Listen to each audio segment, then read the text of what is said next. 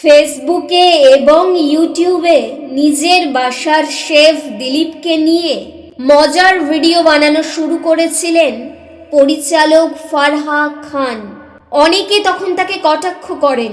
দিলীপকে সহজ সরল পেয়ে তার মাধ্যমে দেদারসে নিজের ইউটিউবে টাকা কামাচ্ছেন।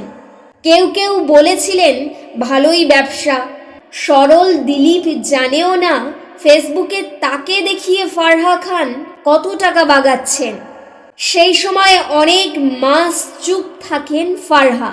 সম্প্রতি বলেন তার 1 বছরের ইউটিউবের সমস্ত আয় দিয়ে তিনি দিলীপের বাড়িতে নেওয়া ঋণ পরিশোধ করেছেন। এছাড়া দিলীপকে মানা করেছেন আর কোথাও ঋণ করতে।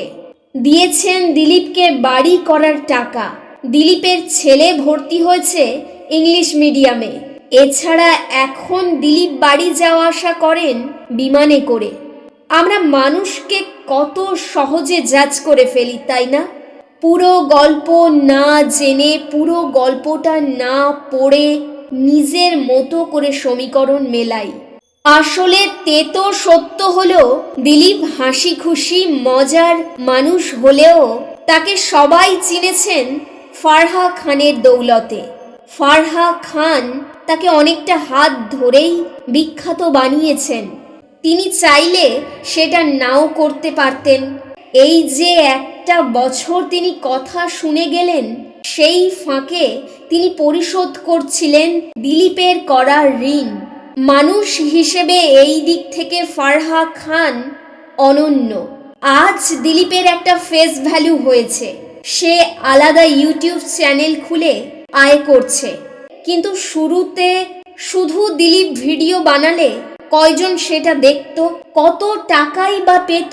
সফলতার সিঁড়ি এত সহজ নয়। দিলীপের মতো মানুষের জন্যে সেটা আরও নয়। আমি মনে করি ফারহা খান দিলীপকে উদার হয়ে একটা স্টারডম দিয়েছেন, যেটুকু উদার অনেকেই হতে পারেন না নিজের পাচক, ড্রাইভার বা গৃহকর্মীর সাথে।